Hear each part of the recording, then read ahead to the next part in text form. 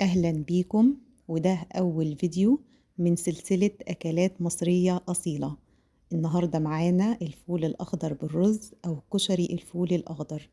ملكيش حجة، ده موسم الفول الأخضر، يلا بسرعة قبل ما يخلص. في حلة على النار حطينا مادة دهنية، سمنة أو زيت أو سمنة على زيت، ونزلنا ببصلة متوسطة. حمرنا البصلة لحد ما وصلت للون ده. لازم البصلة تتحمر كويس، المرحلة دي مهمة جدا، لازم تاخد اللون ده. مقشرين الفول ومجهزينه على جنب، نزلنا بالفول على البصل وقلبناهم تقلبتين كده مع بعض. وعندي مية مغلية في الكتل، هنزل بيه عليهم بالمية المغلية.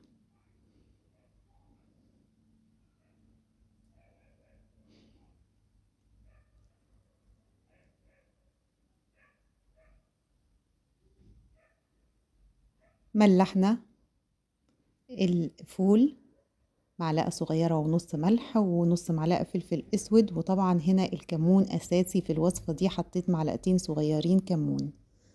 هقلب، ومعايا كمان نص مكعب مرقة عشان الناس اللي بتقول ان المرقة مضرة، فهنكتفي بس بنص مكعب مرقة.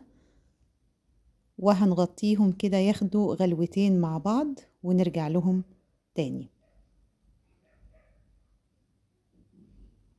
غليوا مع بعض حوالي كده دقيقتين. مجهزين الرز، هننزل بكمية الرز بتاعتنا حوالي نص كيلو رز. وطبعا الفول على حسب ما انتي، لو عايزة الفول اكتر كتري، عايزة الفول ما يكونش باين قوي ما تكتريش. هنا زودت حبة مية كمان عشان حسيت ان المية كانت نقصت لما غليت.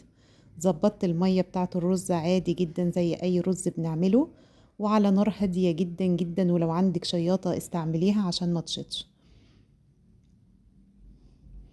هنا قلبتهم تقليبة وغطيتهم تاني، وهرجع لهم بعد دقيقة كمان. هنا الرز استوى والفول استوى.